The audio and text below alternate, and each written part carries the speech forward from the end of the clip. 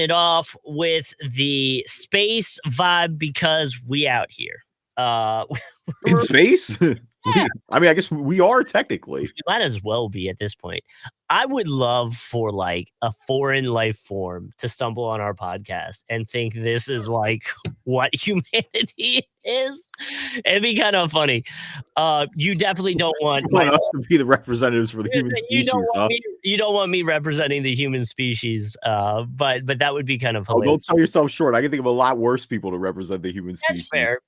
There's probably a movie concept off that, like a random one-off podcast becomes like the thing that like because wasn't that a thing that happened in Futurama? The aliens like loved the one show, so when they came, they like were specifically trying to talk to that like I feel That's funny. maybe that might have actually been The Simpsons. Actually, now that I'm thinking about it, and The Simpsons are good at predicting things. So they are very good at predicting things. I don't recall that particular episode. The one I think of, like in that genre, with the aliens arriving is South Park when they do the Pinewood Derby episode when he sends the Pinewood Derby car like warp speed into orbit, and then so the aliens come and all he has to do is not lie about it to make contact, and they just keep lying about it and making it worse and making it worse. And yeah, it's a that's definitely one of the better episodes of that show. Yeah. So either way, we've got some. I feel like it was I guess the word's a slower NBA week as we are. I think a little less than a month away from the trade deadline. At least the trade stuff has kind of stalled, and who knows if we'll hear more beforehand or if it'll be like the week of kind of deal. I think this is the part of the season where it starts to pick up a little bit, though, right? Like, I think we're definitely like there's that shaking off the cobwebs post holiday, post New Year. Like, I mean, shoot, you see that work with everybody. Like, there's definitely a little bit of that. But I mean, when you turn the calendar post Christmas, post New Year, I think that's really like, and obviously, especially once we hit the trade deadline, like you just mentioned. But that to me is like when the NBA is really going to start to pick up, and we're going to start to see. It's something a little bit we'll talk about, a little preview to later in the show. Like you start to see the top dogs separate, like who's for real, who's not, who's checking boxes, who's not. And we're currently in that like last push before the All-Star game. We got like a month before the All-Star game. So it's like set yourself up good for the second half of the season kind of deal. But yeah, like you were saying, we did have two of the top dogs go at it this past week. The Cavs and OKC went down, and so we'll break down that a little bit, where we feel about everything. There's a little bit of Sixers news that we wanted to start off with, which is frustrating. Jared McCain out for the rest of the season after knee surgery. I know Embiid put out a little like message for him. This season was already a wash in my mind anyway, so like whatever. Unless you feel differently. No, I think that everyone should just, no one should fake the funk anymore. And I mean, congratulations, Jared McCain, I guess, on officially becoming a Sixers rookie. Like it doesn't happen unless something tragic and ridiculous happens to you. And I mean, in a season, in 5 years, really, that to me has been as bleak as it gets for Sixers fans. I don't really think there have been many redeeming moments here in the past 5 years in the grand scheme of things. I think somehow this is even the darkest timeline of all, because it's like, look, here's Jared McCain, promising rookie, probably would have won Rookie of the Year in my opinion had he played the full season. I think so. Yeah, I agree. Like, instant impact maker in a season that's been, full of just nonsense. Suspensions with Embiid, injuries left and right with Embiid and Paul George and Tyrese Maxey, and everything that you can name it has gone wrong for the team this season, except Jared McCain. Jared McCain was like the lone bright spot where it's like, all right, you got one here in the first round. Like you hit on a late pick. He's looked to be an instant impact maker in theory on a contending team, which this was projected to be with the way the roster was set up.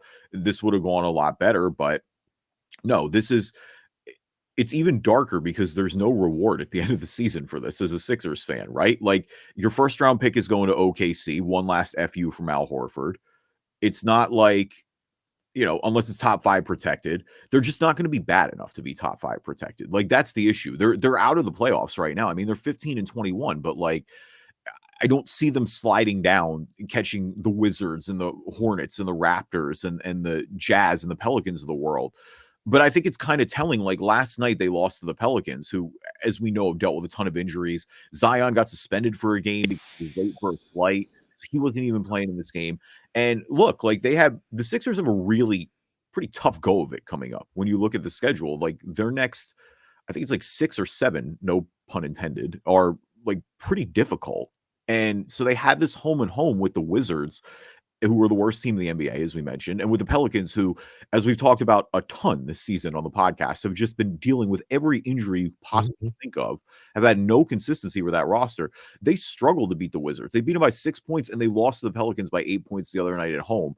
That's when you now have Orlando on the road with Banchero back. You got OKC, you got the Knicks, you got the Pacers who struggled but are suddenly Oh, surging a little bit here. mhm. And then you've got the Bucks and you've got Denver and you've got Cleveland.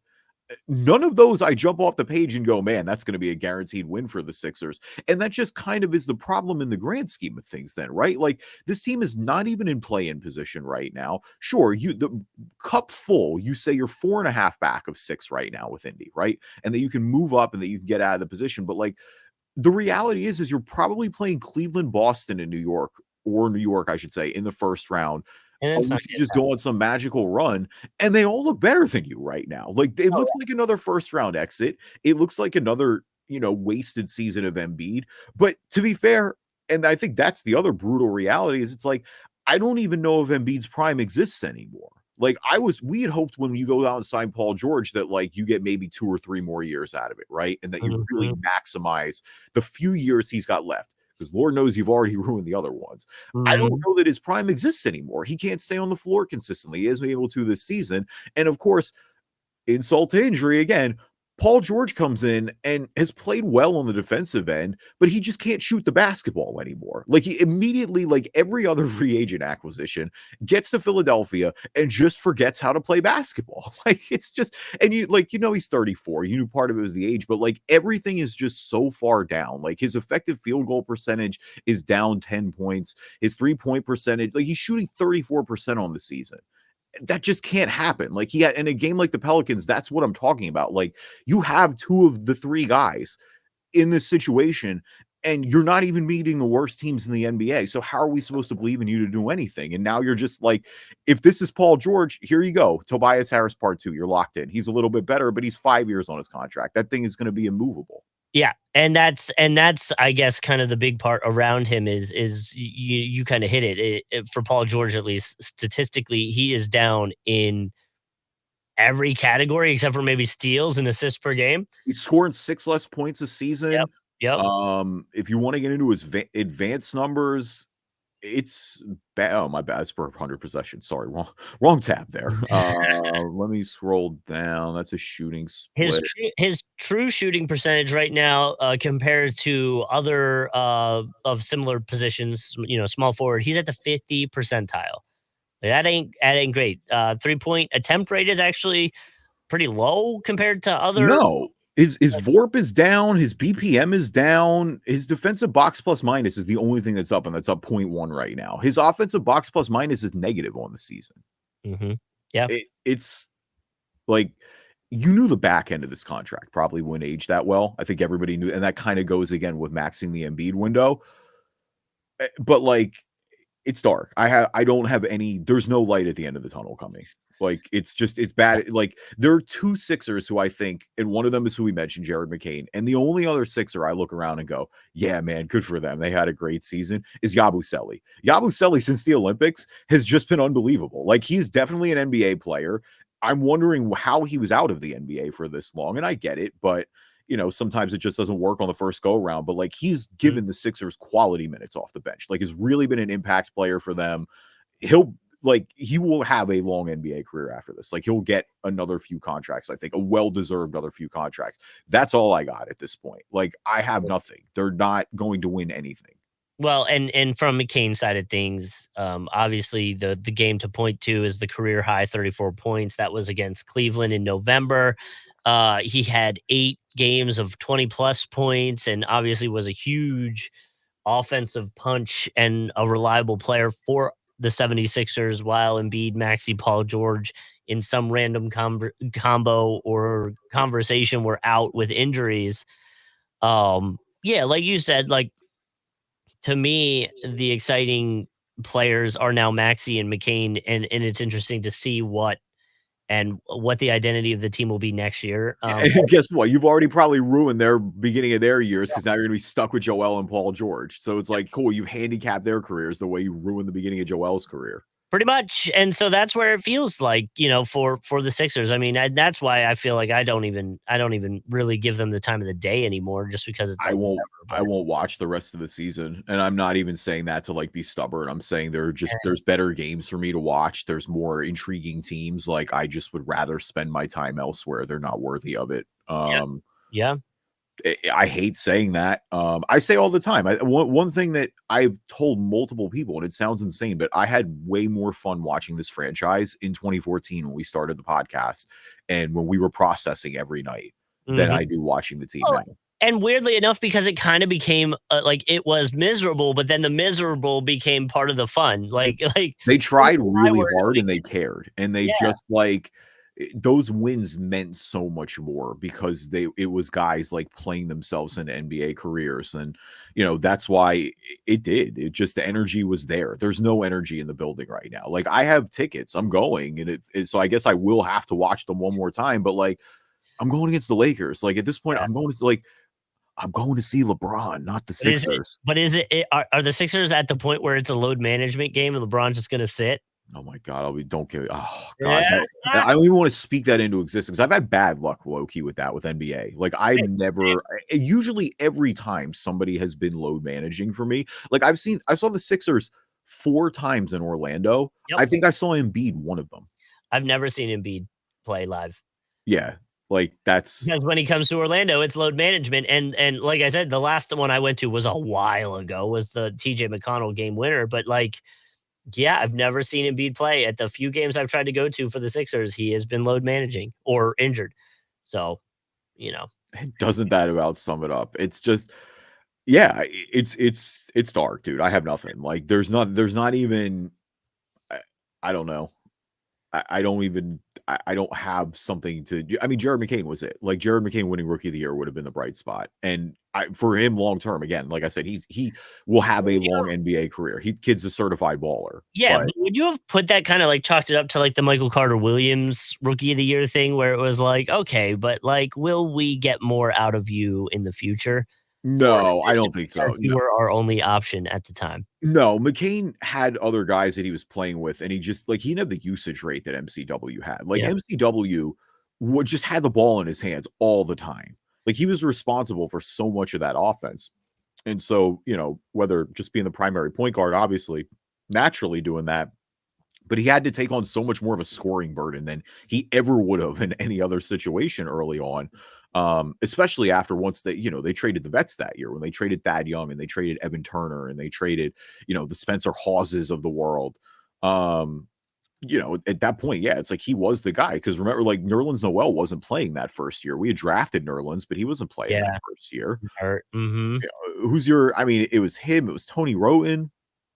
Oh, wow, Tony Roten. Was Cannon there too? Isaiah Cannon, or was No, that not in 20 after? no, I don't think he was that early. Okay. 2013 was like I mean, there were a lot of guys there, man. There I'm gonna have to pull that up. I'm gonna, check that I out in the meantime, but I'm telling you, it was way more entertaining. I When almost we wonder if I could find a way to yes, let's do this.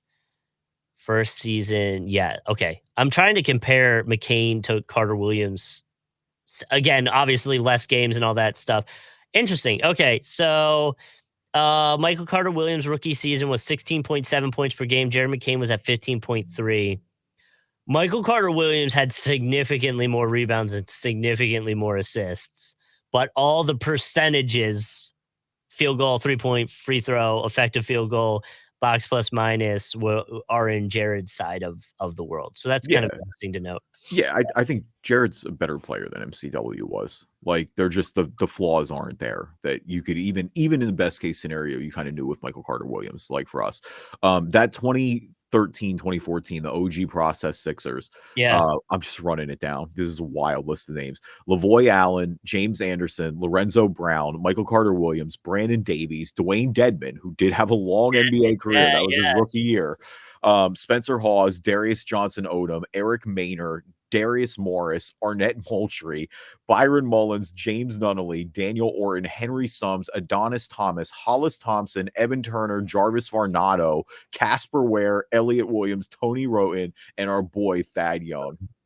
I can't believe Spencer Hawes' last season was 2016, 2017. I feel like I could have if you told me he was still in the league, I'd probably believe you. But oh, no way. Come on. No, but that might be because I'm getting him confused with Kelly Olynyk. They were like the same player to me. Is that racist? I don't know. They were just the same player to me for whatever reason. One had long hair, one had short hair. I got to be honest. I lost track of Hawes pretty quick after he left the Sixers. Yeah, he was with the Sixers for 3 years. 2013, 2014 is actually when he was traded to Cleveland.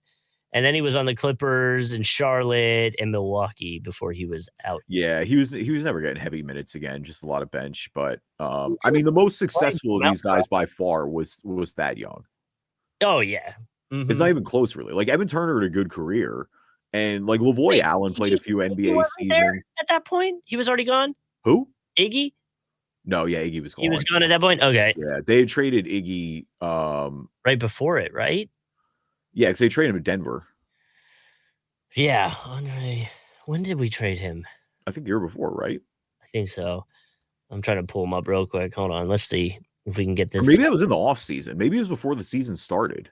Last season with us was 2011, 2012. Yeah, he played a full season with us. Then 2012, 2013, he was with Denver. He played all 80 games there. And yeah, they went GSW.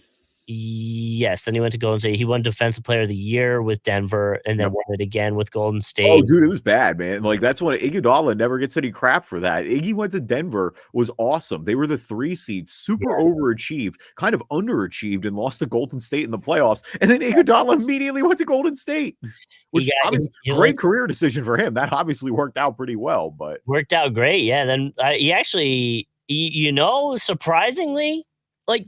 You go back and you think of Iggy, and I think you and I think of Iggy as a Phillies player, but I think people will definitely see him as a Golden State Warriors player because way more people think of him as a Golden State player than a Sixers player. He played the same amount of years for Golden State and Philly. He won a bunch in Golden State. Like, he won the Finals MVP in Golden State. Like, but he played significantly less games in those 8 years for Golden State than he did with Philly. Like 100.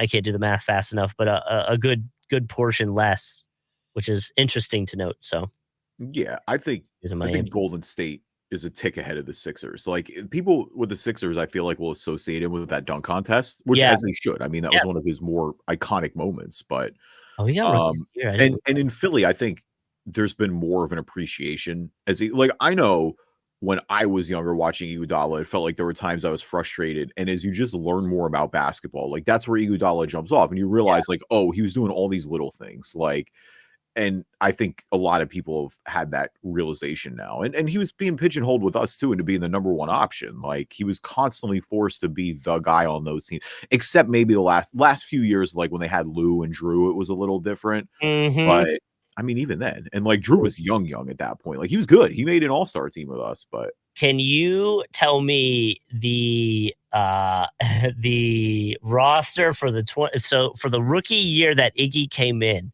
Oh, God. 2004, 2005 Philly roster.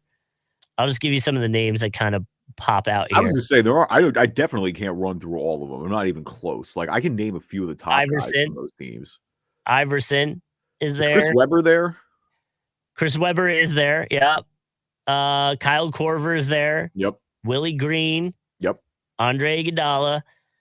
Although, did he change? He must have changed his number that year, or did he change it later? Because it shows 2 numbers. It shows number 4 and then number 9. I mean, maybe he did. Yeah. I mean, I obviously associate him as 9. Yeah, that's what I'm wondering. It's Dallenberg. Yep. I mean, Dallenberg was there for a while. Mark Jackson. Oh, wow. It ended career, Mark Jackson. That's crazy. Yeah. Brian Skinner. Kenny Thomas. Thomas had a few years with us for sure. Kendrick Brown. Aaron McKee. Mm-hmm. And that's kind of all the names that kind of stick Six man out. of the year, Aaron McKee. Hmm. He would have been, I think, towards the back end of his career at Definitely. Oh that yeah. He was. I point. feel like Yeah, he was near the back end of his career in '01. yeah. He played 3 more years after Iggy came into the league. One for Philly and then 2 for LA. There you go. I would. I Yeah. I lost track. I mean, obviously, Aaron McKee. I always love for that six We man got because to they keep won him. the. I was gonna say we got to keep him in our back pocket before we get there. Philly, Portland, Detroit, LA for the grid. Okay. Keep him in your No, back. I mean, hey, that's a good one.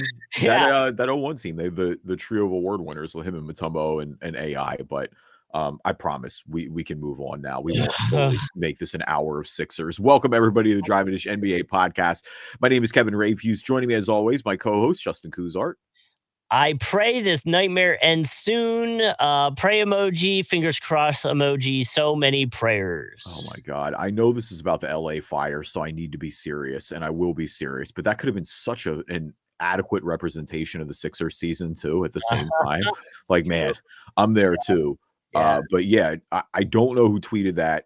I feel for everyone. I mean, it's surreal, like everything, and with how quickly the wildfires move. But the fact that this is late in the season, I know if we're out there, this is not traditionally wildfire season. To see the destruction in It is crazy. Malibu and the Palisades area, and then up in Altadena. I mean, you and I, we talked about this off the mic, but we have an old coworker that lives in Altadena, and miraculously his house is still standing. Thank God. Yeah. And Well, I mean, I but showed it's you like he's like, if it was 2 blocks up and all the pic- way up to the mountain, it just doesn't exist anymore. Like it looks like it got firebombed. my aunt, similar situation. I showed you pictures. Their neighbor, literally the house next to them, gone. Yeah. Their house, like he sent me a picture, like you can tell the fire was close because under the door is like charred, like the floor is charred out. Right. So like the heat must have got it a little bit, but them, he's like, it's weird. Like I sit here, I'm pissed off that like, all my pool equipment that I have, I essentially have to replace the HVAC, the everything outside has to be replaced. But then I look out my window and I don't see my neighbor's house, and I'm like, okay, like this is, silver lining. It's But just like California is obviously known for fires and yeah, earthquakes, unfortunately. But like you expect wildfires to happen out there, but again, this late in the year, and just like this is a devastating one. Like this is large portions, populated portions of Los Angeles that this is affecting. Like yeah, this is really it's heartbreaking. It's heartbreaking to see. I mean, we're seeing obviously again it's a lot with the natural disasters. Like you think yeah. about, still thinking about Western Carolina and North Carolina and everything that they dealt with in Nashville or Asheville, I should say.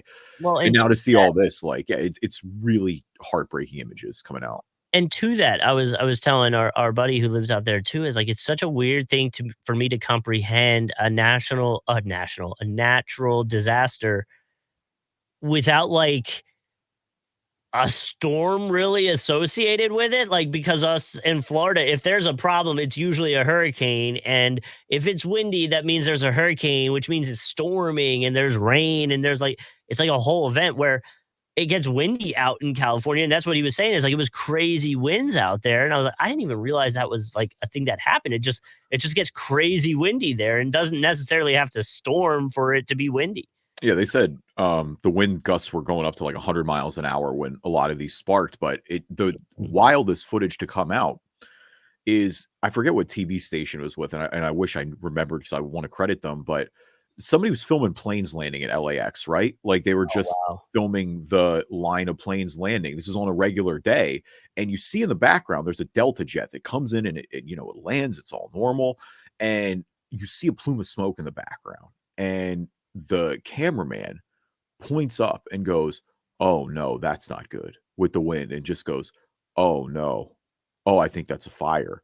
And it ended up being like that was the start of the Pacific Palisades fire, which is the one that's like Mm. devastated the coast Yeah, of yeah, yeah, Malibu yeah. and all that stuff. And it's like, yeah, man, like I mean, it jumped to PCH, like Well, that's it's what I was telling apocalyptic.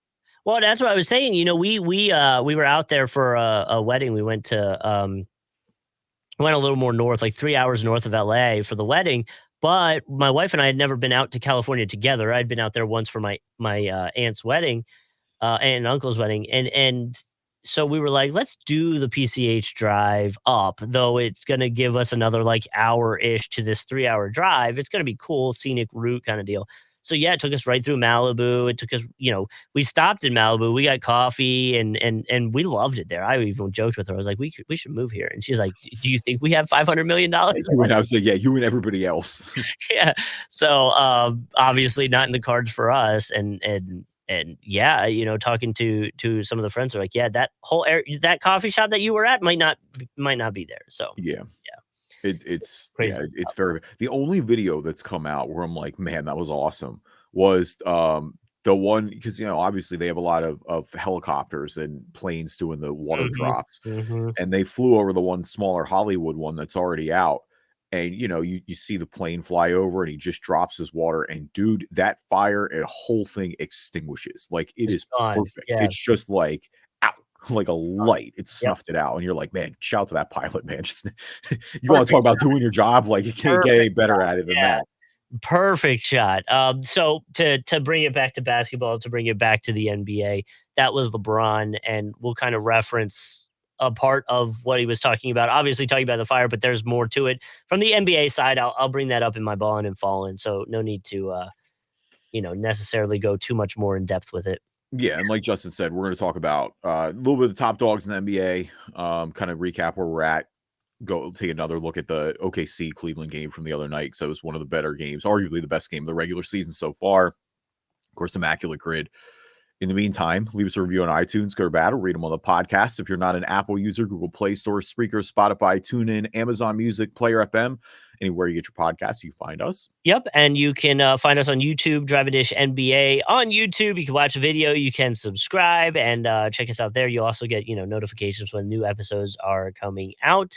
So we would appreciate it.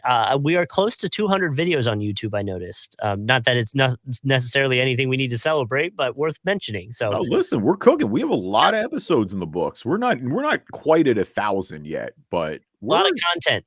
I've always joked that we should take our content and put it on TikTok, though now it's not going to matter in like a week and a half. But high key. Like who was I mean, and maybe something will happen there, but like, yeah, that might go dark a yeah, lot who sooner was than people think. who was the guy from Shark Tank that said he wanted to buy it? Oh, Kevin O'Leary. Kevin O'Leary wanted to buy it, and then I got because it's funny. I don't do much with my TikTok anymore. I used to do a segment where I'd like make radio sweepers and stuff, and it got me a Mhm. decent following on TikTok. But people have been DMing me asking me if I'm going to be on Lemon 8 or whatever it's called, the new one that's like the backup TikTok if everything goes down. Oh, yeah, yeah, yeah. I'm like sorta convinced because Lemon 8 says it's powered by TikTok. So I'm like, is this TikTok's like backup in case something does happen? You know what I mean? Like, is Well, it just that's what I mean. Like somebody's got to different name? be right. Like somebody's got to be sitting there ready to take over. Like that's the thing is, it's like you have all those users.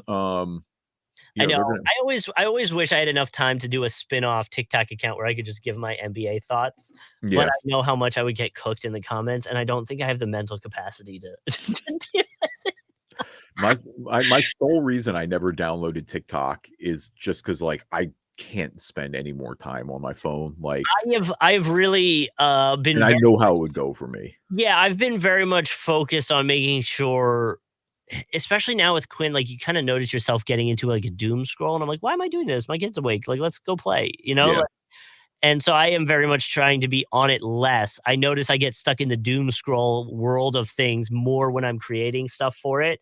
So I try to be on it less, but I also don't want to like totally ignore a base of people that followed my stuff because they thought it was interesting, and now I'm just not it's a weird whatever.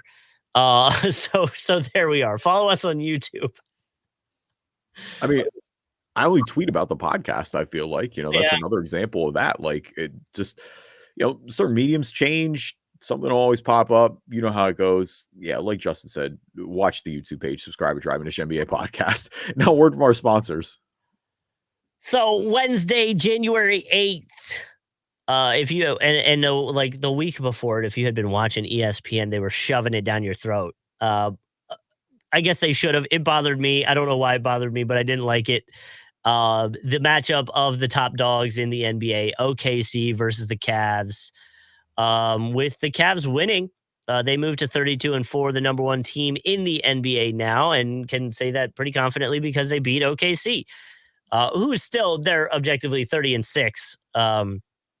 So to that, still doing fine, and they're back on their win streak. They're 9-1 in their last 10. So, a quick look down the stats from the game, and we can take it back to a more generic overall conversation. But both teams played pretty well. I mean, the score was 122-129. The only thing that fully sticks out to me in what the Cavs may have done a little better was 3-point percentage. I mean, from the game, everything was pretty close.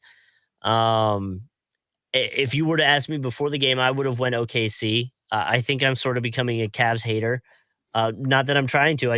That's just where I think I am. Oh, Um, okay. which whatever. So here we are, but the Cavs winning it. So you got to give them their props. They are the number one team in the NBA. They were before it, but now they kind of put any kind of debate, I guess, to rest in a way. See, that's funny that you're interested, or that's interesting that you're pivoting to being a Cavs hater, because I feel like I've been really low on the Cavs. And if you listen to all the early episodes from the season, like they're still kind of very much in a prove it mode for me. Yeah. And they still kind of are in the playoffs. And I guess that would be my only hesitation at this point is it's like, look, this core hasn't looked great in the playoffs when they played together. But I don't know, Just. They keep checking boxes for me. They do. And I keep getting like, again, we talked about a little bit in the intro. As you flip the calendar, you start to take it a little more seriously. Look, I know OKC doesn't have Chet Holmgren, but they had won 15 in a row going into this game. Like they're just playing phenomenal ball. I think OKC is probably the best team in the league. Like just top to bottom, I think they're the favorites to win it all, period, right now. Mm-hmm. But you got to start talking Cleveland in that conversation. And like, look, at some point they've lost 4 games this year. Like you have to take them seriously to win the Eastern Conference. Like I'm still as high on Boston as you are. I still think they have a great chance to repeat.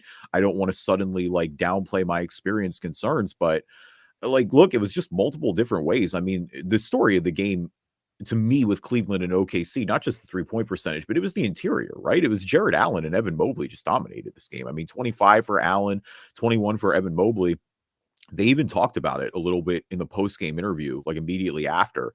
And, I think one thing we've been good about with Cleveland is always giving them credit for sticking with Jared Allen and Evan Mobley, because when everyone was trying to break them up and essentially trade for another, forward, trade for another guard, the underlying numbers with those two have always been pretty good. Like I know there are spacing concerns, but Mobley spaces the floor enough that it's not just going to clog the paint. Like I know Jared Allen isn't really going to spread it out like that, but it allows Allen to kind of stay in the paint where he's the best at. I don't know. I give them a lot of credit for sticking with that.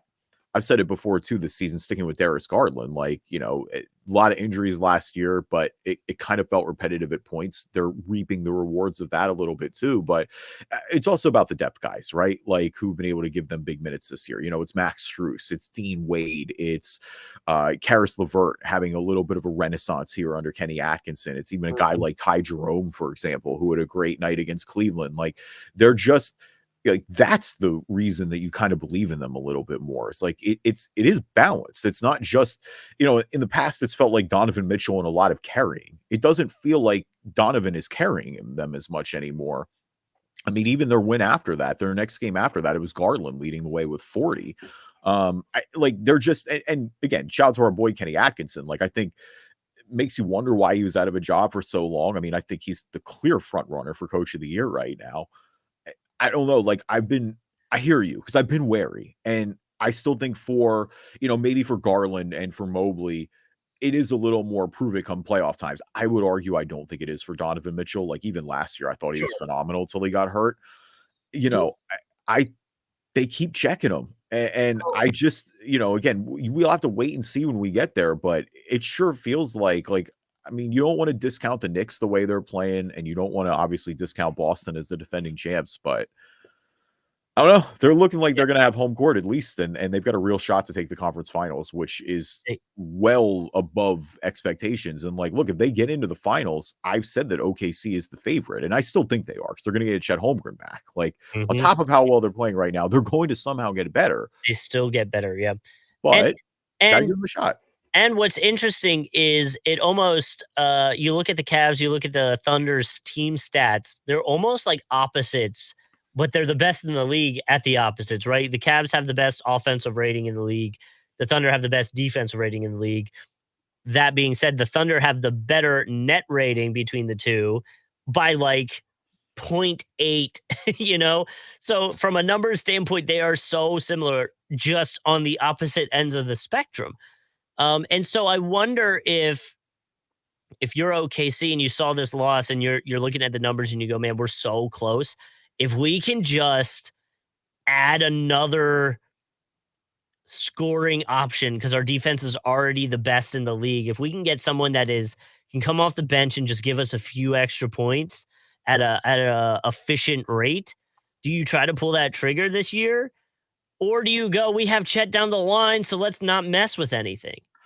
I don't think you mess with anything. Yeah. Like, they're playing well enough where I'm gonna give them the benefit. Like, I think you already made your moves in the offseason, Yeah. right? Like, going out Yeah. and getting Caruso, going out and getting Hartenstein, like, You got that's that the defense stuff, tinkering yeah. you needed to make. Like, I mean, I don't wanna just, like, because it's not just because they all do the group post-game interviews, but, like, I do think the chemistry here has been really good for a few Mhm. years now. I mean, not just SGA, but, like, even with Jalen Williams is breaking out and taking the leaps that he needs to. Mhm. I don't know. Like, I just don't think. Mess with the chemistry. Yeah, like, you're gonna get Chet back. Like, I hear you on the offensive stuff, but I think you're gonna kind of address that a And little bit again, when you get you're Chet back. literally like saying that they're still, I think they're top 10, they're 7th in the league for offensive rating. So it's not like they have a bad offense. They're still a top 10 offense. It's just, you look at, they're the best defense rating wise. Yeah, they're gonna smother teams come playoff time. Yeah, and the only thing that sticks out, again, you look at the team stats, Cavs Thunder, the only thing that sticks out to me it is the effective field goal percentage is just a smidge under 50%, where the Cavs got it like closer to 55%. So it's like, if you could just find a way to get it a little more effective, But I don't but the Cavs, I think, was also more effective in this particular yeah, matchup because of the agree. interior, right? Like, again, that goes back. Chet is gonna be able to defend these guys. Like, I think they did and give Yeah, Cleveland a lot of credit. Again, that's kind of what I said at the start, right? Is that I think Jared Allen and Evan Mobley did a really good job of taking advantage of that matchup. what And I is think that's where that's why it ticked up so high. They're yeah. making all these interior shots. And it's worth mentioning OKC's offensive rebound like percentage is significantly is a bit higher than the Cavs, but in that specific game, from an offensive rebound and defensive rebound look, the Cavs beat them in rebounds, and it came from the offensive rebounds more than defensive. So yeah, you would think, down the line next year, or even maybe in the next matchup, that gets addressed a little bit. But that being said, the game was so tight. It is looking at little numbers like that, like little tweaks here and there. You get a little more effective on your 3-pointers, and you grab a few more offensive rebounds, and it maybe one or two less fouls. And that's the Thunder's game right there. Yes, they did. They also lost in the paint to the Cavs. So those little spots that you kind of just tweak, and OKC's right back in it. I think they're very close.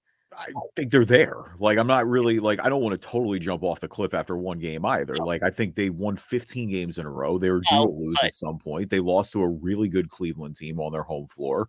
Like, eh, I think both of these teams walk out of this game and you feel pretty great about it. And you go, yeah, we're them. We're ready. Like, I think if you're OKC, you feel bad about the way you closed it, right? You had 32 in the first quarter, 27 in the second quarter. Man, you matched Cleveland's 40 in the third quarter, right? They had 41, you had 43, and then you come out with a 20 burger in the fourth. yeah, I mean, that's fair. Yeah, so I can to agree. me, that's where you feel like, hey, we didn't close this right. Like we kept it close. They dropped 40 on us in the third quarter, and we actually outscored them still. Like when they went offense, we also went offense. But then we pop into the fourth quarter and we didn't close it. That's what I look at it as, because they beat you by 6 points in the fourth quarter. So like, that's where it kind of sticks out to me a little bit. Yeah, I mean, and again, you win around those margins. You win and lose around those. Yep. Both come playoff time, But I think both of these teams are gonna be prepared. right. But that's what I'm saying is, like, it's so close that those are the little things we have to look at for these teams. It's kind of exciting to look at these little gaps, little margins. Where can we at? Because Yeah. with our team, not to bring it back to that, we don't get that I don't luxury. want to talk about our team anymore. Let me talk about. We don't get to nitpick at like, look, you got to win. You know, you gave up 60 points in the paint compared to your 54. If you could bring them down like 4 points and just get 1 or 2 more in the paint, then you make that even. It's your game. Like that's fun to be able to say that. That's how close this stuff is right now. Yeah, no doubt about that. Yeah, like I said, a lot to look forward to for both these teams moving forward. The fun of finding those margins, if you will. All right, who's balling, who's falling? Our NBA version of the stock market. We always like to start with the good before we start with the bad. And so this week, balling for me, I've got Sacramento, who, we were kind of harsh on them a little bit for firing Mike Brown. And like, look, it's still way too early to take any long-term away from it. But Kings have won 6 in a row since Doug Christie took over. No, don't give them anything. They're in the our coach just got fired mode. There's always a win streak after a coach gets fired. Talk to me in 10 more games, and we're back to you sitting at 13th in the, or I guess it'd be 12th at this point. But I hear you. I don't fully discount what you're saying. They did go out and beat Boston without De'Aaron Fox the other night. Sure. Sabonis had 28 rebounds. You got to give them a little bit of credit there. They're back in play-in position. I will give them credit, but I am also chalking it up to coach just got fired win streak. We should do a study on the win streaks that happen after a coach gets fired because it's right there with Ewing theory, right? Yeah, for sure. 100%. I mean, yeah, that instant bump. But the Kings are up to they're all the way up to 9 now. Tied with the Warriors. They're at 500, tied with Golden State. They're a little bit over San Antonio right now, and Phoenix, who's out of play in position right now, which that's a disaster, which we can talk about another time. Yeah, that needs to be a study. Is like, how do you have 3 probably top 15, 20 talents in the league and you can't track? I don't think Beal's there anymore. That's part of it. That is part of it. But the positive side of the Kings is you're tied with the Warriors, who are on the opposite side of the tide, right? They're slipping 4 and 6 in their last 10 to get to 19 and 19, where you're on the win streak. So you feel a little better at being 9 than they do. I mean, you're 3.5 back of Denver at 4 right now. Like, I don't think you're catching OKC, and I don't think you're probably going to catch Houston or Memphis either. But like, you could still go on a good second half and make a run, and then win 1 more game and you're at 6. You're tied for 6. You're tied with the Lakers at that point. So, I mean, it is close. So I don't mean to totally dump on the Kings. I just more of it's the coach being fired win streak that we need to study one time. We need to do that. When a coach gets fired, we have to take a bet on the win streak that the team goes on afterwards. That needs to be a new Drive and Dish NBA segment. Is it 10 games? Do they get to 10? 10 game wins streak after you fire the coach is crazy. I mean, they're hold on, Kings schedule. How many more? Let's see. How long does they have the Bulls next, so that's a winnable game. A winnable game. Bucks is tough. Rockets is tough. So it's probably ending sooner than later. But if you can get 3 more, that'd be wild. Then you got the Wiz. So you're getting to 4. Warriors, Nuggets. It's not easy though. You don't have anything easy going forward. So January 29th is an easy game. That's against the Sixers. So No, you can't say it's an easy game against the Sixers and then not and just skip over the Nets while you're there too. Like, come on, I'm low, but like that's how low I am. I'm telling you. Our outlook is worse than the Nets. Yeah, I agree. All right, so my Ballin is going to Jokic, the Denver Nuggets, and Russell Westbrook, who made NBA history on Friday night. They became the first pair of teammates to record a triple-double in the same game multiple times in a single season. And it wasn't necessarily like a close, I guess you could kind of call it a barely got it triple-double. But Jokic had 35, 15, and 12. Westbrook had 25, 11, and 10. I mean, shout out to Westbrook because I think a lot of people, especially with him on the Clippers, were kind of like, this might be the end of it. And we still saw points and scoring out of him, but he's still showing that he's got a little spark there. So obviously the second triple double, they're also the first to record a 25-point triple double in the same game in the regular season. So shout out to those two making history. The Nuggets beat the Nets 124-105. It would have been absolutely insane and would have been a hilarious talking point if both of them recorded triple doubles and they actually lost. But to nobody's surprise, they won that pretty easily. God, that would have been such a bad summary of the Nuggets season so Holy hell, far. that would have been crazy. Yeah, that is some kind of unique history though. And yeah, look, like Russ is giving them good minutes off the bench right now. Like Russ is not the Hall of Fame Russell Westbrook that we expect, but like the point No. is that during times of the Lakers tenure, it looked like he may not be an NBA player anymore. Right. It's good to see with these tenures here with the Clippers and now with Denver that he's still an NBA player. He's not like, there's still moments of Russ that you need to just, it is what it is. Just got it where it's like, Russ, what are you taking that shot for right now? But it does feel like he's playing a lot more like within the flow of the game and just kind of knows his own limitations at this point. For anybody wondering, the first triple-double happened December 30th against Utah. Jokic was 36, 22, and 11. Westbrook was 16, 10, and 10. So there you go. All right, Fallin for me this week, and this is where we get into our weather-related segment of the portion.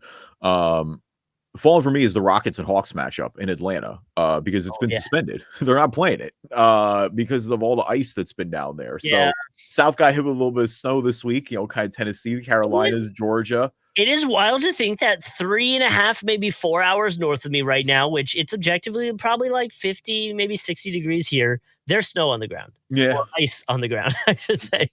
It's kind of wild to think that. But there is obviously we want everybody to be okay. And as Northerners, we know how to drive in the snow, but it is interesting watching the South totally shut down over a very small amount of snow because the cities aren't prepared for it or people don't know how to handle it. And it is, I mean, it happens in Atlanta like every so often where like, I mean, not to keep flashing back to 2014, but like when I was working in news, that was like the first or second winter I was in Jacksonville. And that's when they had the like 1 or 2 inches. And that's when like people were having to get saved off the highway and stuff. Like people were ditching their car. Like Chipper Jones came to rescue Freddie Freeman on an ATV and stuff like that. Like it was crazy. Which you're right. Like it's surreal to think about when, up here in the Philly area, we had, I think we had 2 inches of snow last week. We probably had, I think there was like 1.5 inches maybe that came down last night. And everything is very not shut down. Our company, now I'm in Florida, but our headquarters is out of Atlanta. Yeah. And so they sent out like on Thursday, be prepared. We're going to have to shut down corporate early because of the snow. We're all like, the snow, what? And I mean, I get it. Everybody in Jax, Orlando, and Tampa is like, huh? Cool. Sounds great. I'll be at the beach if you need me. It was I'll have to send it to you. There was a little St. Augustine page that I follow. They post just pictures from the beach and stuff. And they posted a video and they posted it. They said 1/10/2025, and it was just the beach, and it looked, because you know how Florida, and probably it happens in general, but in Florida there'll be days where you look outside and it's just blue skies, palm trees, it's beautiful, and at the look you're like it's 87 degrees outside right now, and it's really not. It just looks beautiful. Yeah, that was the other day. So I was like, oh, all the northern people are gonna be like, this is BS, you got the nice weather. It's like, no, it's actually like that person filming that's probably in a hoodie, but like it's cold for sure. Yeah, it's definitely not enjoyable. Jax is a little different than the rest too, in the sense that like I would drove, like when I worked early mornings, there was a day or two where I drove to Jackson or like to work, and it was like 28 degrees, like real frost, had to scrape my car. We had I don't own a scraper anymore, but I understand. Oh, you do the credit card? Yeah, no, I just sit in the car and wait for it to warm up. But yeah, that was this whole week for us. Every day this week, Quinn and I had to sit in the car and wait for it to defrost, where I'm, shooting the water out of the car, trying to windshield wipe it off quick enough.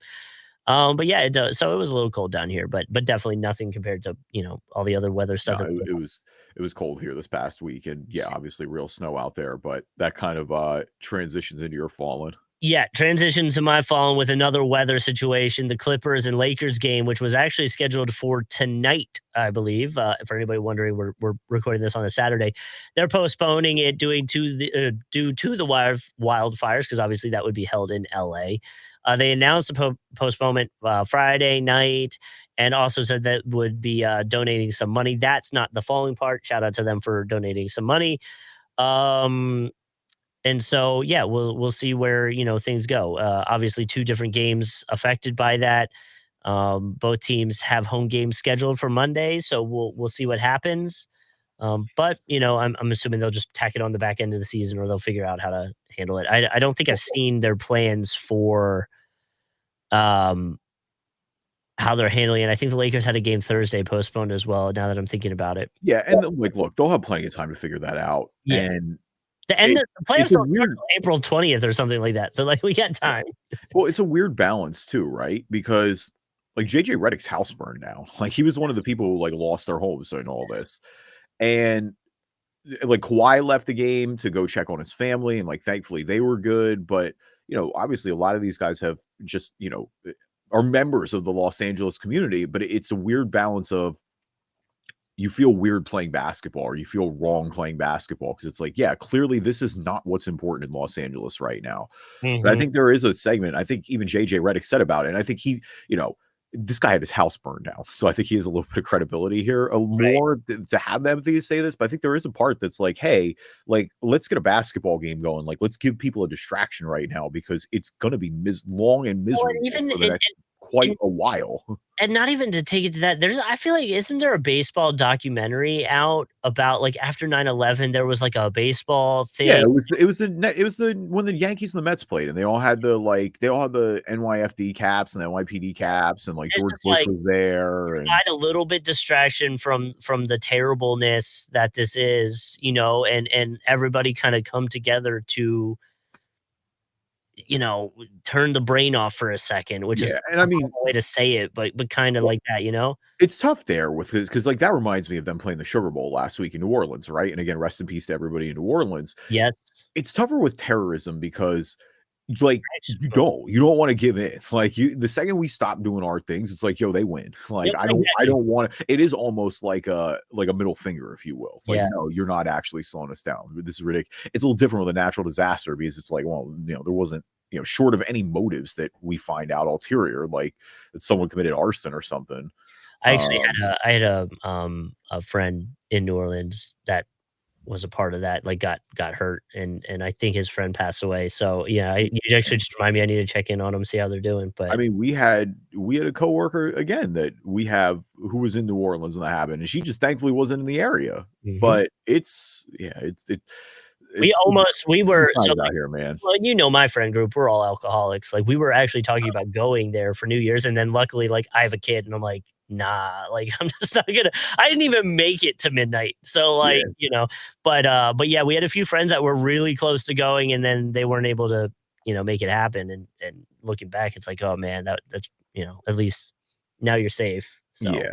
It's crazy out here, man. And I hope everybody just take care of each other, take care of your mental. Like it's definitely, lend a hand where you can. 2025, man, we need to we are not starting on a great foot. We need to make sure that it is all, It's positive been vibes from here on out. it's been a rough start to the Woo. decade.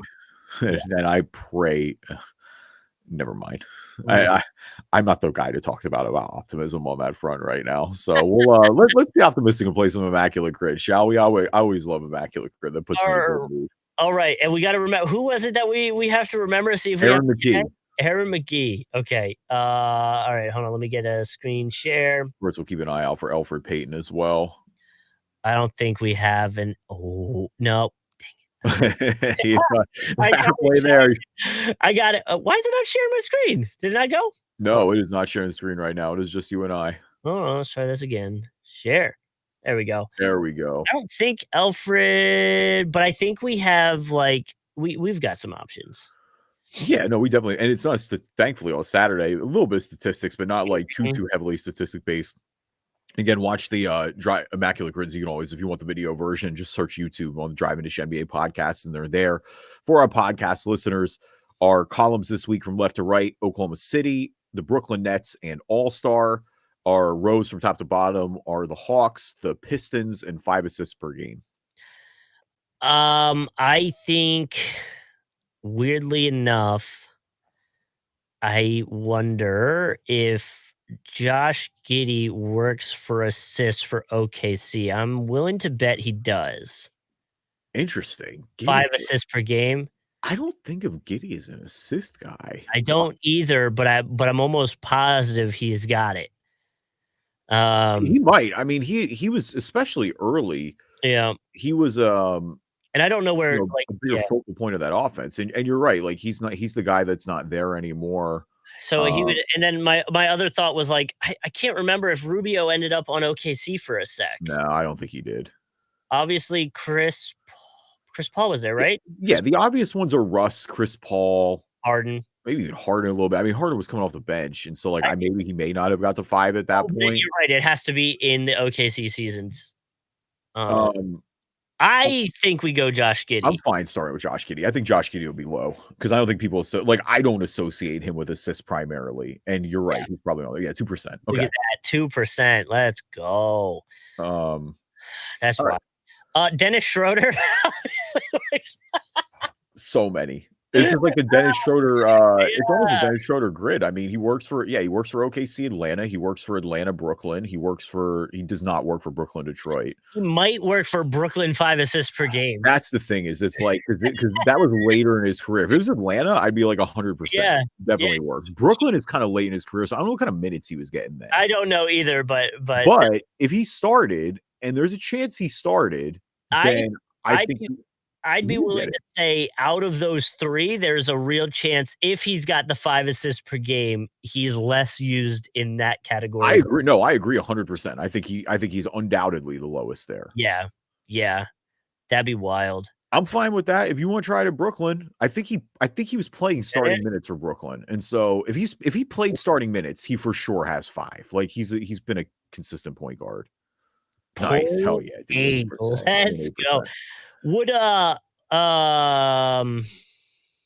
Nets. I mean, God, 5 assists per game for all starts. Like, how much time do you have? Doesn't he didn't no. Blake Griffin went to Nets for a second, right? Yes, I think he was. He did too. I think he was on the KD team at the very end. I think he was too. And then because he ended with Boston. I remember that. But you're right. I feel like he was on Brooklyn before Boston. He was definitely on Detroit. Detroit goes without saying. Yeah, Detroit was a no doubter because he was going to be their star. I mean, kind of was. Like I say all the time, like he was. It was weird that they traded for him because they were nowhere near winning anything. And so it was like you have this one great player and you don't have anything near the supporting cast. So he probably works. Did Drummond ever go to the Nets for a second? He did. Yeah, Drummond went to the Nets in the Ben Simmons trade. Drummond would work. I think Griffin works. No, Griffin definitely works. Okay. Drummond definitely works. So All-Star probably works for both of those as well. Was Drummond All-Star in Detroit? He definitely was. Or no, excuse me. He wasn't in Brooklyn.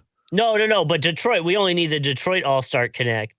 Yeah, he was definitely an all-star in Detroit. I think so too, right? There's no way he wasn't. He was grabbing like 20 boards and 20 points. Yeah, it would have been in like the mid to late 2000s, I feel like. Before, because his counting stats were. And then who was it Jackson, their point guard that was with him? He probably made the All-Star game too, right? Oh, I don't know about that. I love Reggie Jackson. I don't think Reggie Jackson was making an All-Star game. Was Reggie on OKC? Yeah, Reggie started his career in OKC. So there's a Detroit OKC connect. That's right. It's probably going to be more popular pick. Did Jeremy Grant end up playing in OKC? Oh, I think he did, right? Good one. He definitely played in Detroit, and I'm pretty sure he played in OKC after the Sixers. I know he was on OKC. Yes, I think he was definitely on Detroit. He signed a contract. So if you know he was on OKC, he was 100% also on Detroit. Okay, you want to go for it? I'm just trying to think if there's like anybody that's like more remote than that. I mean, I'm fine with that. Like, I don't think it'll be super high. I'm just trying to think off like real quick if there's anybody. Know who might be low, who I think works here? Our boy, our gifter of Tyrese Maxey, Mr. Mike Muscala, I think works there. Mike Muscala actually works for Atlanta OKC too. Oh, right. So do we want to do Mike there? Because that's going to be low. Yeah, the obvious one for Atlanta OKC is Al Horford. Al Horford. Ooh, does Spencer Hawes work for any of these connects? Now that I'm thinking I feel like wasn't he on the Hawks at one point? He was, I think, but I don't think he was on OKC or the Nets. Okay. And Kelly Olynyk wouldn't, I don't think, just because I combined them in my head, I don't think that he works for any of this either. So you The wanna do Grant here, you're saying? No, Muscala here? yeah, because Right? Jeremy Grant didn't play for Atlanta, I don't think. No, I don't think so either. MU. MU, there he is. 7%. Damn, Let's go. 7. Wow. So then should we try Grant here? Yeah, you can do Jeremy Grant there. That's fine. I mean, it's gonna be right. Jeremy Grant. Yeah, 14% though. Damn. That's okay.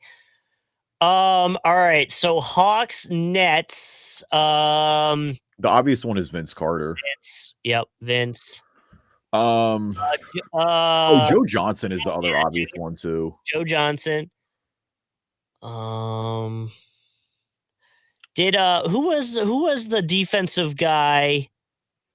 Damari Carroll. Yes, wasn't he on both? He was on both. I feel like Yeah. we used him for that combo before because you're right. I remember that conversation. Yeah, Damari Carroll probably. I'm almost positive. He'll be lower, obviously. Yeah, let's do Like, he'll be the Carroll. lowest one so far. Yeah, Kyle Korver works too, I think. Oh, Corver. I But think. Corver's like a one that people weirdly know. No, Korver will definitely be higher. Yeah. Come on. Korver's like one of the better white players of like the decade. People know Wanna go- Korver. Korver gets the white guy bump. You want to go Damari? Yeah, I'd much rather go to Mari. Damari, 3%. Let's nice. go. So Pistons, we know we've got 2. Can we get more niche with it? Did like a Luke Kennard or anybody ever end up with You love Luke Kennard on Immaculate Grid, man. I respect your commitment to Luke Kennard. He's been everywhere. We're on like 3 teams. There's always teams we get. It is Detroit. Detroit is one of them, but I know. That's why I'm wondering if he ended up with the Nets or like no, Jimmer Fredette never ended. No, I'm trying to think of their like other bigs. So like Detroit had like was Greg Monroe ever on the Nets for a weird stint? I feel like he was on every franchise at one point, but I'm not 100% enough about that at all. I feel like if you were to ask me to name 10 players from the Pistons in the last 7 years, I don't think I could do it. Oh, yes, you can. Stop it. You host an NBA podcast. I think you can name. Don't do that to us. Don't do that to us. All right. Well, hang on. You got to work through this now. You 10 from the last 7 years. All right, hit me. Oh shit. Okay. Well, Schroeder, 1. That's on Detroit. Didn't he end up on Detroit at one point? No, I thought we were just talking about him connected. Maybe you're right. All right. So we got Jeremy Grant. We've got Blake Griffin, Andre Drummond, Luke Kennard, just because I already said it. 4 of them. I said Drummond, right? Yeah. Okay. Yeah. So see, now we get what is it? Ish or Cannon? What did both of them go there? Or was Ish was there. I can't believe I'm giving you Ish. I don't know if he was there the last 7 years, but so that's 5. That's all I got for you. No, you have more than that. Who was the number 1 pick in the draft 2 years ago? Oh, dude, I'm not gonna remember. Justin, come on, buddy. You don't know who the main Pistons guy is right now? No, yes, I do. But why am I forgetting? Now you put me on the spot and I'm going to forget the name. Oh my gosh. Not Cunningham. Cunningham? No, right? yes. Yes, Cade Cunningham. You're right. But that's how little I look at the Pistons, dude. Like you had to spar that memory of him. I watched so much of them last year because they were so bad that I watched more. But come on, there's a few more you know. You remember their pick from a few years ago? He's got a brother. Him and his brother went back to back. Osar Thompson. Osar. Okay. Detroit hasn't had a lot of good players recently. That's what I mean. The other guys that you should know. I'm trying to think for Detroit who they gave a lot of minutes to last year. They traded for Wiseman. Wiseman was there, and that didn't work out that well. That's right. Or was that Indy? Am I getting Wiseman? Oh God, now I'm gonna look bad if I get Wiseman mixed up. No, they had a few vets last year. That's what made them competent for a little bit because that's who they ended up trading. Alec Burks was there last year. Bogdanovich was there last year. I probably should have said Tobias Harris, right? He was there. Yeah, Tobias is there now. Yeah, there now. But I mean, wasn't he Our there? boy Paul Reed is there now too. B-ball Paul. Oh, Paul is a good one. The Pistons are quietly, like, playing all right. They're not good, but, like, they're in playing right now, I think. Jahlil Okafor, I think, played for them too. He might have. So well, just anybody that was. Oh, you know who played for both of these teams? Boban. They play for Detroit and Brooklyn? I'm almost positive of it. Yeah, he played a decent amount of games for both. I'm almost positive. I remember him playing in Detroit. I have no recollection of him playing in Brooklyn at all. I think he was there last year. That's why I'm thinking he was there. No, he was in Houston last year. I think they traded him, didn't they? Not to Brooklyn. Or if he did, I don't think he played. Not to Brooklyn, Detroit, I mean. No, Detroit, he was there after the Clippers, I think. Or before the Clippers. It was one of those too. Detroit's like when he broke out. Yeah. Okay. I remember him on the Nets. Now I can't place when I remember him on the Nets. All right, we'll come back. We'll come back to it because I'm telling you, I have zero recollection of him on the Nets. Are you sure you're not getting the Nets and the Spurs mixed up? No. No, though he was on the Spurs too. No, yeah, he started with Spurs. All right. Tiago Splitter. Oh, I love Tiago Splitter would have if there was like an Atlanta Spurs, he would have definitely worked. He never ended up with the Nets. Maybe now I am confusing just the color of the jersey with a Nets jersey now. I don't, and maybe I'm wrong. Like I'm not 100%. All right, so let's do the All-Stars quick. Like we can run these out. So Atlanta All-Stars, you have, I mean, they all made it that one year, right? Like it was. Does it have to be the year they were there, right? Yeah, they had to have played for the team. So Must like have been with the team. Yeah, okay. the obvious ones for Atlanta are Dominique Wilkins and Joe Johnson. Did Trae Young, right? Did he ever? Trae Young is definitely Trae Young definitely made the All-Star team with Atlanta. There was no time where like someone with Trae would have made it. Like that's the thing. What's the shooting guard who's now with the Kings? Not DeJounte Murray. No. What's his name? Kevin Huerter? Huerter. I don't think Huerter's definitely not. No, Huerter's not in All-Star games. Collins never went. No, John Collins is a guy who would maybe be close. Yeah. No, the All-Star guys that like, I mean, Horford and Paul Millsap definitely made it when they were on that roster. I don't think like Jeff Teague ever made it or any of that. Yeah, Teague. If he did, it would have been with Atlanta. I don't think he made it too though that year, that first year. Vince didn't make it with Atlanta. No. Korver probably made it with Atlanta. Korver would be an interesting one. I don't know if he made it though. If he did, it was with Atlanta. Should we take our shot? Or is that unnecessary? Yeah, I'm okay taking the Korver shot. I'm pretty confident he made it one year. It was that year where they were the 1 seed. There you go. Yeah, he made it. 7. There we go. Okay. Oh man, we should have gone Jeff Teague. Jeff Teague made it 1 year with Atlanta. Korver only made it 1 year too. I'm pulling up Korver now. Okay. Yeah, it was Korver. It was that Atlanta year, 2014, 2015. Dang. He made it. Okay, Detroit. I mean, I would do Drummond. I'm fine doing Drummond. Like Blake is going to be chalky. Drummond would be lower for Nets and Pistons, but I mean, other guys that work as all-stars here would be like Phillips. What? Yeah. No, you're good. I'm trying to think of other players that ended up there. Billups, I think Rip Hamilton probably had an all-star year there. Rasheed Wallace definitely had all-star years there. I don't think Cade has made an all-star team yet. And so like I would have used your boy there just because we haven't put him in yet. I mean, Blake definitely made the all-star game there too. I mean, you could do what do you think would be lower, Blake and Drummond? Where do you think they'd be lower? I don't know. I wonder if people remember. I feel like Blake's going to be remembered on the Nets more than Drummond. Yeah, me too. That was my initial thought. But I feel like Blake also would be the easier, chalkier put for all-star. For all-star, definitely. No, I think so too. So that's why I think let's do. Oh God, I hate it. We'll come back to that for Boban. But like, what do you want to do for lower all-star then? You want to do Drummond? Yeah, let's do Drummond. Drummond definitely made at least one with the Pistons. Yeah, I don't know if he made many more than 4% is crazy that it's that low. I mean, the Pistons, a lot of their all-star guys are older. So Yeah, the bad boy Pistons are the ones that are yeah, going to be high, or like I said, the 2000s team, like Sheed and Chauncey and Rip Hamilton, yeah. and Tayshaun Prince and those guys. I think if he made it, an interesting all-star put here would be Mike Conley. Oh God, we should have. Oh, I feel bad. I looked at it now. We should have used Jeff Teague there. Jeff Teague would have been amazing. He'd have been super low at 5 assists Oh, per game here? at All Oh, Star. Yeah, yeah, he I, would. I looked. I looked at it. I don't. I Yeah, got full no, no, disclosure. I did look at Jeff Teague.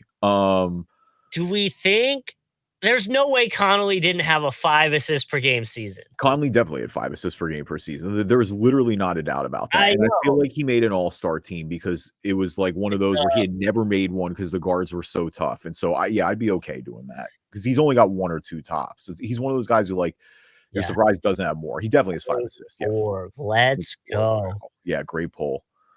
Telling you, Boban was on the Nets. Okay. I have no recollection of Boban on the Nets.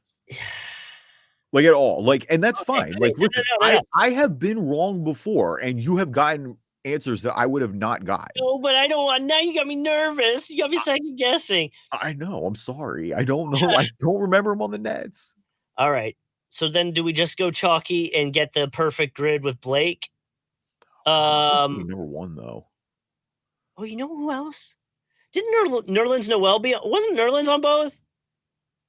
Oh God, I know he was on the Knicks. I think did he get on the Nets? I remember he was on the Pistons. I think he got on the Nets, but I don't know. I don't know. Wait, I would go Nerlens. I feel better about Nerlens than I do about Boban. As crazy as that sounds. Should we shoot the Nerlens shot then, or do we just go chalky and try to get a perfect grid? No, put Nerlens on. Put Nerlens on with Jeremy Grant and Andre. God. You're putting so much pressure on me. I know. And God, if I'm wrong about Boban, I owe you one. I don't remember Boban on the Nets at all. Hell yeah. That was 39. Jeez. Yeah, which is good considering I feel like some of ours are high to start. So Boban, hold on, I'm looking him up. Boban, Marjanovic. Maybe I'm wrong. Let's see. Boban, Dallas, Clippers, Detroit, Houston, Spurs, Philly. You're right. I had it wrong. Okay. All right. I was gonna say, like, I swore I remember him on Philly, obviously with us. Like, I remember him on the Hawks. Mm-hmm. Damn. Dang. All right. So the most common answers for grid this week, for Thunder and Hawks, Al Horford. For Hawks and Nets, Vince Carter. For Hawks All-Star, Trae Young. Wow, I know Trae is there now, so I guess that makes sense. I'm a little surprised over Dominique Wilkins. It's the only one I guess I'm there. Mm-hmm. Thunder and Pistons was Reggie Jackson, a guy we mentioned earlier, but I am a little surprised to see Reggie there, not gonna lie. We were right. Blake Griffin, number 1 for Pistons and Nets. Isaiah Thomas, number 1 for Pistons and All-Star. Russell Westbrook, OKC, 5 assists per game per season. Jason Kidd, 5 per season for the Nets. And John Stockton for 5 assists per game per season for the All-Star. Makes sense there. The all-time assists leader. Should we refresh our grid one last time? We had 2% was Nerlens. Yeah, that's sick. Wow. Man, lower than Conley. I didn't think we'd get lower than Conley. All right. So for OKC, Atlanta, we got Mike Muscala. For Atlanta, Brooklyn, we got Damari Carroll. For Atlanta All-Star, Kyle Korver. For Thunder and Pistons, Jeremy Grant. For Pistons and Nets, Nerlens Noel.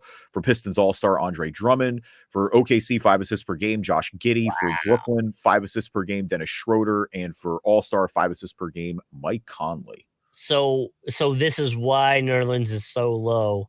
He played 14 games for Detroit. He played 3 games for Brooklyn. Oh, that's crazy. I thought Detroit had a bigger flyer on him. I'm not gonna lie. Like the Brooklyn part doesn't surprise me as much. It's the same year too, actually, in 22, 23, and then he was waived in 23, 24.